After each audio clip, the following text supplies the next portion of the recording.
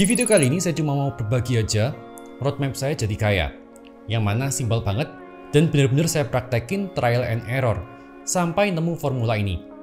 Saya bilang ini adalah roadmap karena kita masih on the way ke sana, dan moga-moga dari video ini teman-teman bisa nemu inspirasi. Video ini juga adalah roadmap kehidupan saya yang mulai dari nol. Nah, kita mulai aja ya. Gimana roadmapnya?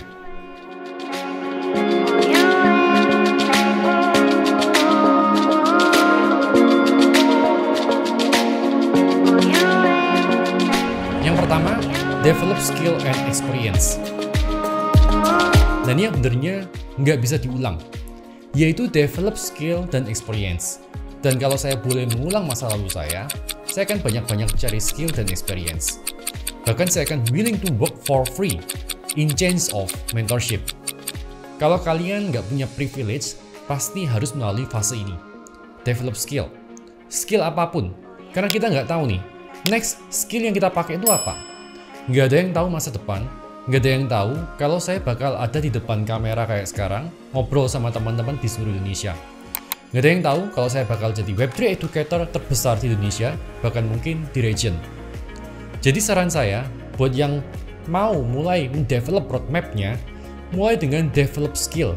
Skill apapun, terutama skill-skill penting yang pernah saya bahas di video yang ini.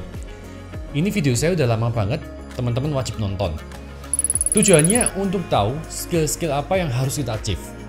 Nah, skill tadi bisa jadi satu skill set, yaitu gabungan antar skill yang personalized banget buat kita, yang orang lain nggak punya. Selain skill, kita perlu experience, perlu jam terbang.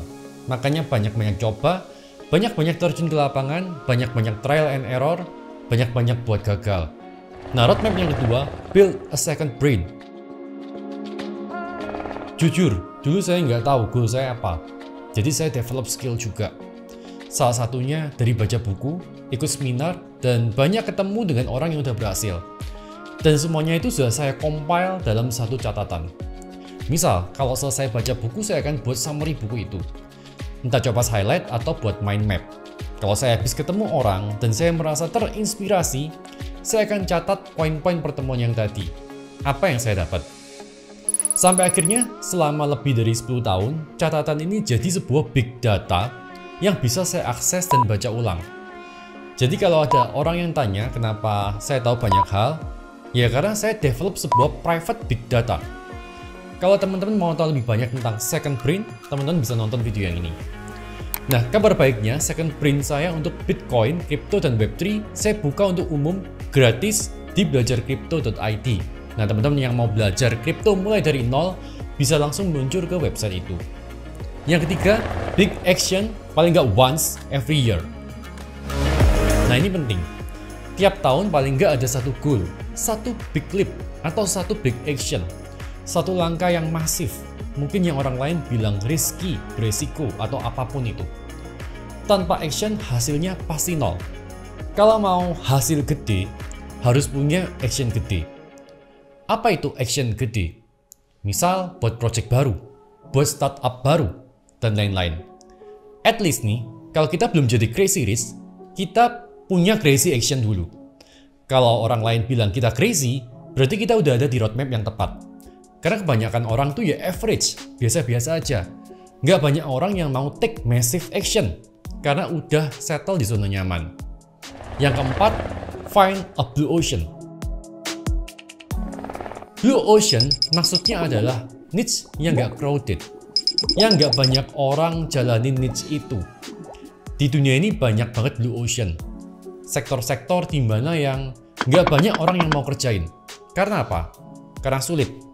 Nah, gimana cari blue ocean? Salah satunya cari sektor industri yang punya banyak masalah dan jadi solusi dari masalah itu. That's why saya banyak bahas tentang Web3, Bitcoin, dan crypto. Karena nggak banyak yang bahas dan sulit untuk ditranslate jadi bahasa yang mudah dimengerti oleh banyak orang. Blue ocean yang mungkin pemainnya di sektor ini bisa dihitung jari. Kalau niche-nya udah padat, teman-teman bisa cari sub niche-nya. Misal nih, kalau niche kuliner udah padat, ada sub niche-nya, kita bisa buka usaha kuliner yang berbasis community. Mungkin cafe bertema kripto yang menggandeng community kripto. Ini sub niche blue ocean. Yang kelima, sedikit bahas yang tadi yaitu be a solution. Mentor saya bilang, cari industri yang sedang grow, tapi punya banyak masalah dan jadi solusi. Nah, semua yang kita nikmati sekarang itu adalah solusi di masa lalu. Ponsel itu solusi komunikasi. TikTok itu solusi berbagi video singkat. Netflix itu solusi nonton di mana aja. Pesawat adalah solusi transportasi. Blockchain adalah solusi dari oversentralisasi. AI adalah solusi untuk produktivitas.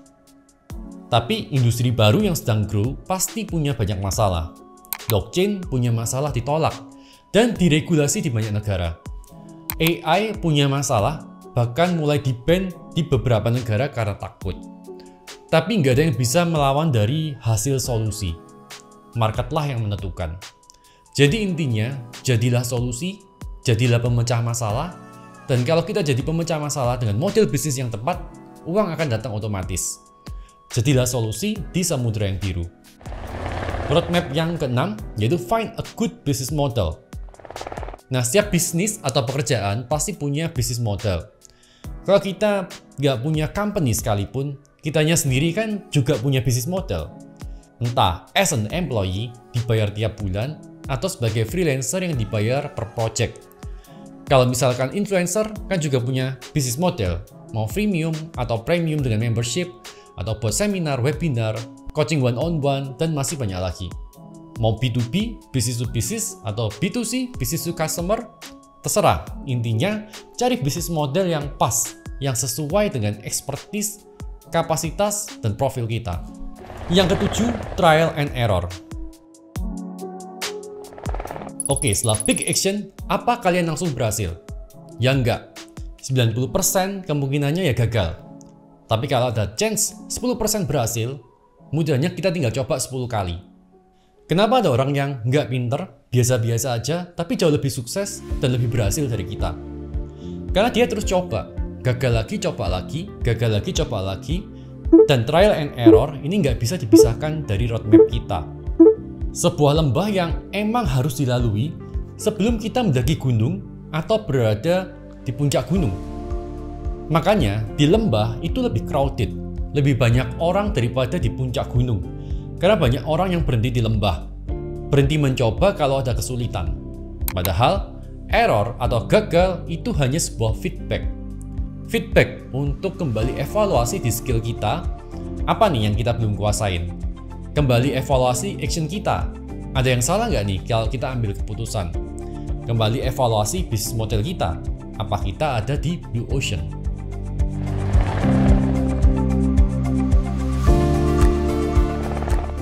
Nah, kalau kita udah trial and error, udah berhasil ke puncak gunung, untuk bisa ke gunung lainnya, ada lembah baru, yaitu jebakan uang.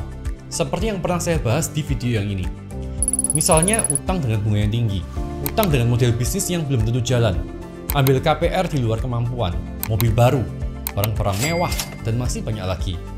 Nah, lebih detailnya pernah saya bahas di video tentang jebakan finansial. Nah, daripada teman-teman kena jebakan finansial, lebih baik teman-teman bisa diversifikasi investasi. Misalnya kita bisa investasi saham di Ajaib, atau investasi aset kripto dan Bitcoin di Ajaib Kripto. Nah, yang 9, expand our moat. Nah, bayangin kalau kita ibarat bangun benteng, di sekeliling benteng itu ada parit. Dalam bahasa Inggrisnya, parit ini moat. Parit di sekeliling benteng diperlukan untuk bertahan bila ada musuh yang menyerang. Makin luas moatnya, makin kuat pertahanan kita. Nah, moat yang saya maksud di sini adalah skill set yang kita dapat dari gabungan skill-skill lain. Terus belajar, terus bangun koneksi, dan masih banyak lagi. Intinya terus memperlebar jarak kita dengan kompetitor kita, jadinya kita irreplaceable atau nggak bisa digantikan. Kalau kita irreplaceable, moat kita dengan kompetitor jauh, money will come automatically dan abadi. Yang ke-10, multiplicate, finding the next outlier. Nah, ini yang mungkin gak disadari oleh banyak orang. Karena di setiap generasi itu ada yang namanya outlier event. Nah, kurang lebih, outlier event ini adalah event yang terjadi secara tiba-tiba, masif, dan unpredictable untuk sebagian orang. Contoh nih, outlier event. di 1971 Amerika melepas dolar dari standar emas. Harga emas naik, nilai mata uang dolar menurun nilainya. Nah, mereka yang waktu itu punya emas mendadak jadi kaya. Bayangin aja nih, harga emas di 1970 itu cuma 38,9 dolar. Di 1974, emas jadi 189,77 dolar. Dan jadi 594 dolar di 1980. Ini outlier event. Siapa nih yang sangka kalau Presiden Nixon akan melepas dolar dari standar emas? Nah, cerita dikit nih, mama saya yang waktu itu baru usia 23 tahun bisa beli sebuah rumah kecil karena punya emas dengan pekerjaan pramuniaga toko aja. Ini efek outlier event dan belinya cash. Tapi apakah outlier event ini bisa terulang lagi? Mungkin enggak. Nah, outlier event ini adalah saatnya kita melipat gandakan kekayaan kita. Nah, masih lanjut, mereka yang hold emas kemudian ramai-ramai beli properti dengan harga yang lebih murah dibandingkan dengan harga emas di tahun-tahun yang sebelumnya. Dan properti di Indonesia sempat boom di tahun 1980. Contoh lainnya lagi, di 2021 banyak yang jadi Shiba milioner nih dengan hold koin SHIB. Contoh, seorang penjaga gudang pensiun setelah porto Shibanya jadi 14 miliar. Moga-moga dia jual ya. Nah, ini adalah outlier event. Tapi outlier event nggak terulang lagi. Mereka yang berharap token micin mengikuti performa Shiba hanya gigit jari. That's why kalau kita tanya para old money, aset favorit mereka ya emas. Karena mereka ini masih terngiang-ngiang dengan performa harga emas. Kalau kita tanya boomers, aset favorit mereka mungkin bisa emas atau juga mungkin properti. Karena mereka masih terngiang-ngiang dengan performa harga properti. Nah, kalau kita tanya sama Gen X, milenial, atau bahkan Gen Z, jawabannya bisa beda-beda lagi karena tiap orang punya time frame-nya masing-masing. Jadi, penting buat kita untuk memperluas frame kita. Pertanyaannya sekarang, apa event outlier yang berikutnya? Kalau buat saya pribadi nih ya, mungkin beda tiap orang. Kalau buat saya, the next outlier ya mungkin Bitcoin. Kenapa Bitcoin? Nah, saya udah bahas panjang lebar di video tentang blockchain revolution dan juga di video-video yang lain. Saya buatin playlist khusus nih ya. Nah, tapi Bitcoin intinya adalah people money, peace money, limited supply, hedge against inflation, hedge against bad government. Bitcoin is freedom, borderless money, dan yang kita tunggu adalah hyper Bitcoinization, yaitu ketika orang udah jenuh dengan mata uang yang terus turun nilainya. Hyper Bitcoinization adalah ketika negara-negara menggunakan Bitcoin sebagai cadangan treasuries-nya alih-alih menggunakan dolar, seperti yang dilakukan El Salvador. Dan hanya 21 juta Bitcoin untuk 7,8 miliar orang di muka bumi. Nah, kalau teman-teman mau beli Bitcoin aman dan nyaman, teman-teman bisa beli di Ajaib Crypto. Di Ajaib Crypto kita bisa langsung beli dengan rupiah tanpa harus pusing pindah-pindah pair.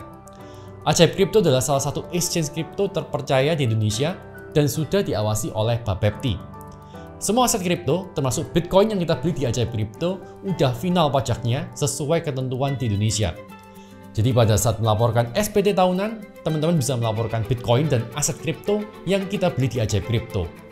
Nah, kalau teman-teman mau akses Web3, juga bisa beli aset kriptonya di Ajaib Crypto.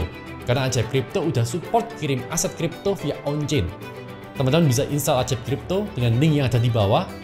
Pakai kode ini untuk dapat Rp15.000 dari Ajaib Crypto sebagai tambahan untuk investasi. Ajaib Crypto adalah exchange yang udah terregulasi di Indonesia dengan fee terendah. Nah, roadmap yang ke-11, prepare for the worst. Nah, menebak event outlier itu bisa aja jadi perjalanan panjang dan mungkin bisa aja salah. Untuk Bitcoin, perjalanan kita minimal sampai 2032. Nah, sepanjang perjalanan itu saya yakin langit nggak akan selamanya biru. Jadi kita harus punya dana darurat. Minimal punya dana darurat sebesar biaya hidup selama 12 bulan. Saya pernah buat video tentang cara membangun dana darurat, teman-teman bisa nonton video yang ini. Yang ke-12, slow down. Inspirasi dan ide itu nggak lahir waktu kita lagi hektik, sibuk, ataupun hype.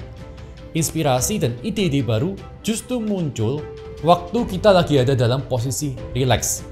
Jadi kadang-kadang kita perlu slow down juga guys. Slow down untuk balik evaluasi strategi kita, bisnis model kita, mode kompetitor kita mungkin, dan masih banyak lagi. Mobil aja perlu di check up rutin, apalagi strategi di masa depan yang berubahnya cepat banget. Yang ke-13, find a good vehicle atau pivot. Nokia, perusahaan produsen handphone terbesar di dunia, bangkrut. BlackBerry bangkrut juga. Kodak, produsen pita film foto yang terbesar di dunia, bangkrut juga. Saya pernah bikin video tentang Kodak. Nah, sebabnya apa? Karena gagal pivot.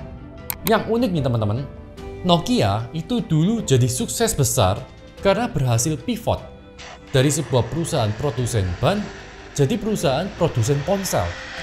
BlackBerry pivot dari developer software jadi produsen ponsel menggantikan hegemoni Nokia.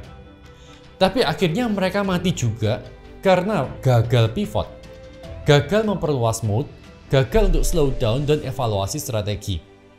Makanya pivot itu penting, karena landscape dunia itu cepat banget berubahnya. Intinya gini, kita cari kendaraan yang paling cepat untuk mencapai tujuan kita. Dan mungkin di tengah jalan kita harus gonta-ganti kendaraan, gonta-ganti vehicle.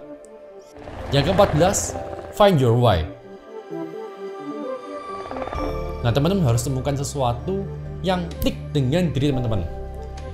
Mungkin orang bilang itu ikigai. Oh ya, saya pernah buat video tentang ikigai di sini. Kalau saya ada di industri kripto dan Web3, itu klik banget dengan saya. Klik juga dengan life experience dan tujuan jangka panjang. Di industri ini, saya bisa maksimalin semua skill saya, bisa operate dimanapun, kapanpun, dengan siapapun karena marketnya global. Kalau kalian nggak nemu why-nya kalian, tick-nya kalian nggak akan punya energi dan bensin untuk jadi pemecah masalah. Ibarat kita punya mobil tapi nggak ada bensinnya. Saya ketemu banyak orang dan hampir semua entrepreneur itu antusias dengan kerjaannya. Beda banget kalau saya ketemu dengan karyawan yang sebagian besar nggak suka dengan pekerjaannya. Nah, otak kita itu kasih reaksi kalau kita nggak suka dengan pekerjaan kita. Contohnya jenuh, stres, benci hari Senin, dan lain-lain. Dan solusinya bukan pindah kerjaan atau pindah kantor. Solusinya adalah poin yang berikutnya, yaitu yang ke-15, build something. Semua orang kaya itu adalah builder. Orang-orang yang bangun sesuatu, bangun company, bangun perusahaan, bangun produk. Company, produk, dan jasanya itu adalah solusi yang diperlukan oleh banyak orang. Kalau kita nggak bangun sesuatu, kita cuma akan jadi orang yang bangun mimpi orang lain. Nah, teman-teman dapat sesuatu, jangan lupa klik tombol subscribe, like, dan share ya. Nah, teman-teman yang mau jump in ke next outlier Bitcoin, juga bisa install Ajaib Crypto dengan link yang ada di bawah, atau pakai kode ANGGA99 untuk dapat bonus saldo gratis dari Ajaib.